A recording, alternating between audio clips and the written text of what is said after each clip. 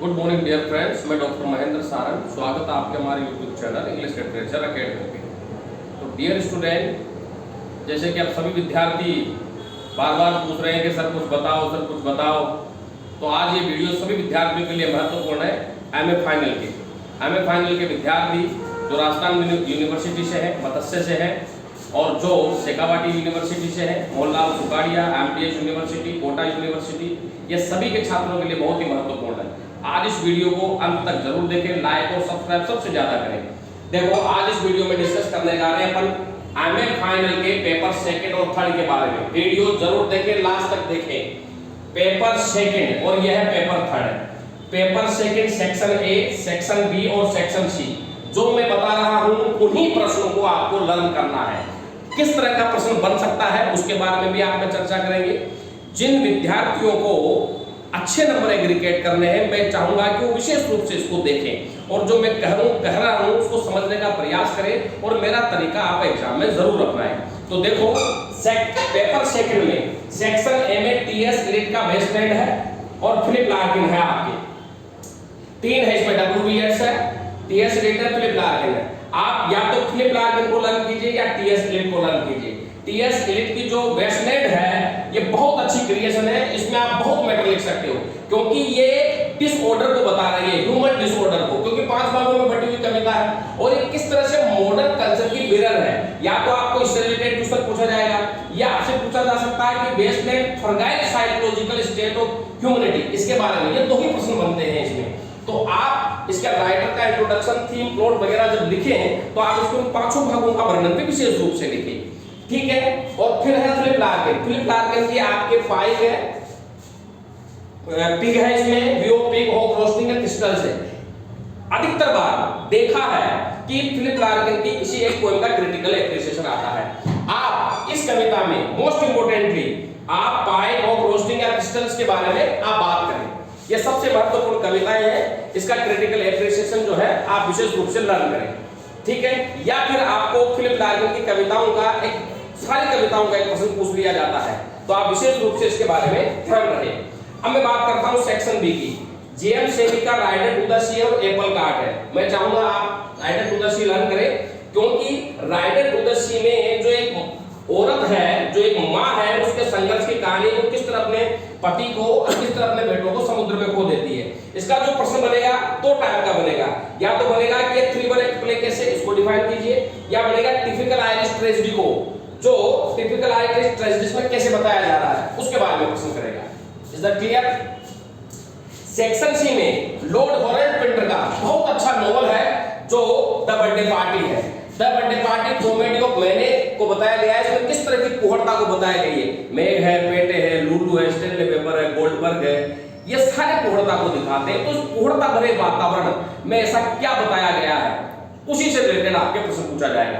तो एक बात सुन लीजिए, ओवरव्यू। सेक्शन पेपर सेकंड में सेक्शन ए में टीएस एलिट का बेसमेंट, फिलिप लार्किन, जेएम सेनी, और सेक्शन सी में द बर्थडे पार्टी।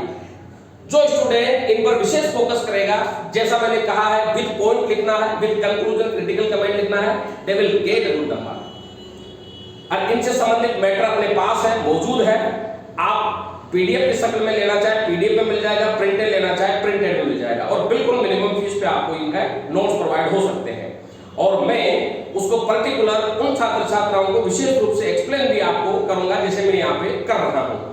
अब बात करते हैं पेपर थर्ड की।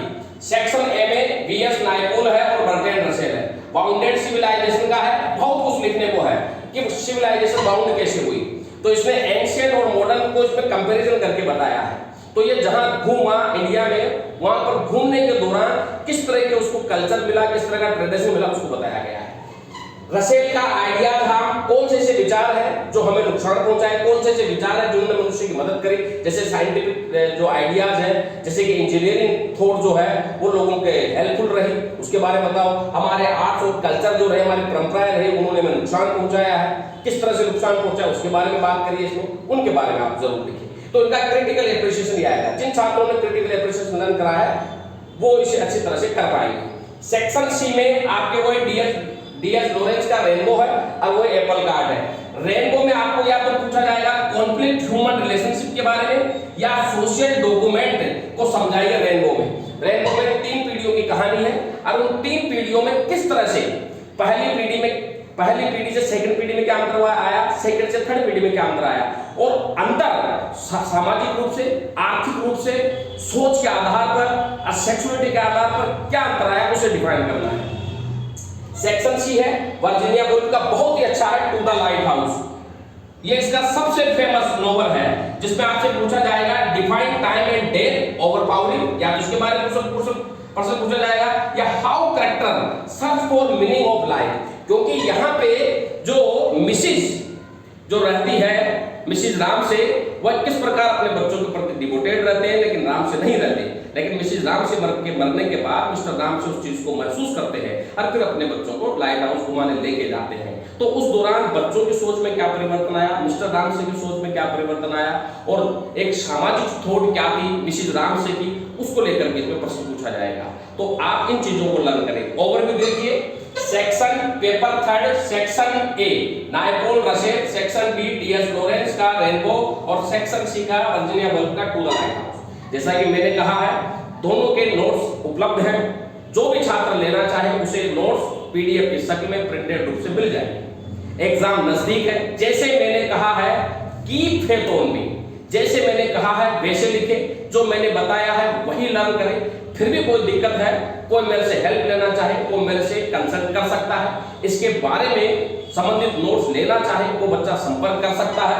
जैसा कि मैं हर बार बताता हूं, मेरे फोन नंबर है 9928669902, 8963043837। इनसे संपर्क करके आप नोट्स प्राप्त कर सकते हैं।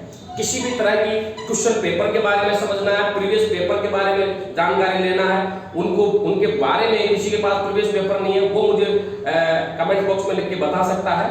तो वीडियो कैसा लगा, लाइक और सब्सक्राइब जरूर करें। और